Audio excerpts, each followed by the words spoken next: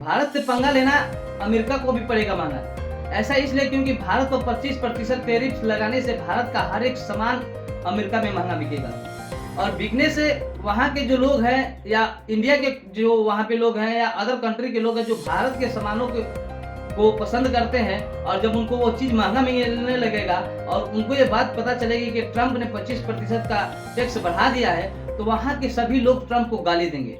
लेकिन उसको गाली का कोई असर नहीं क्योंकि ट्रंप का सीधा सा फंडा है कि हमारा कोई ऐसा सगा नहीं जिसके हमने ठगा नहीं, क्योंकि अमेरिका के जो डोनाल्ड ट्रंप है काफी कई दोस्तों को ठग चुके हैं। अब वो सीधा निशाना भारत को बनाए हैं।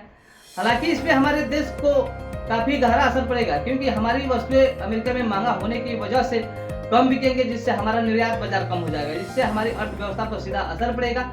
सवाल है ये है कि 25% टैक्स से किन किन सेक्टरों पर सबसे ज्यादा असर करेगा। पहला सेक्टर टेक्सटाइल पर पड़ेगा। हर साल जो हमारा देश 15 अरब डॉलर निर्यात करती है उसको टैरिफ में 20 से 30% की मांग गिर जाएगी, जिसका सीधा असर नौकरियों पर पड़ेगा।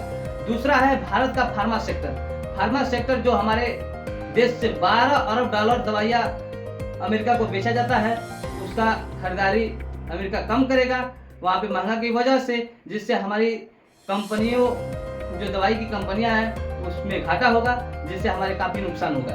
तीसरा है आभूषण। आभूषण जब हमारे देश से महंगे में खरीदेगा, जाहिर सी बात है जब महंगा खरीदेगा तो महंगा बेचेगा, लेकिन जब महंगा बेचने की वजह से जो दूसरे देश वाले खरीदना होंगे तो शायद इनसे ना खरीद कर दूसरे देश से खरीदे, जिसकी वजह से हमारा आभूषण का भी बिक्री कम हो जाएगा। ऑटो पार्ट्स जो हमारे देश के पुर्जे सामान लोहे के जो कल कारखानों के जो पार्ट पुर्जे जाते हैं उसमें भी भारी गिरावट आ जाएगी। सबसे बड़ा असर इसी क्षेत्र में होगा जो हमारे देश से गेहूं चावल का निर्यात होता है, उसमें गिरावट आ जाएगी, जिससे हमारे देश के किसानों पर बुरा असर पड़ेगा। और सबसे पहला जो असर है टैक्स का, उस असर से हमारे देश के हर एक आम जनता पर असर पड़ेगा, क्योंकि जब टैक्स बढ़ेगा तो पेट्रोलियम का मांग बढ़ेगा। पेट्रोलियम का मांग जब बढ़ेगा तो पेट्रोलियम का दाम बढ़ेगा और दाम बढ़ने की वजह से जो हमारे संसाधन है उसमें काफी वृद्धि हो गई, क्योंकि ट्रांसपोर्टिंग की वजह से हमारे देश की सारी व्यवस्थाएं चलती हैं।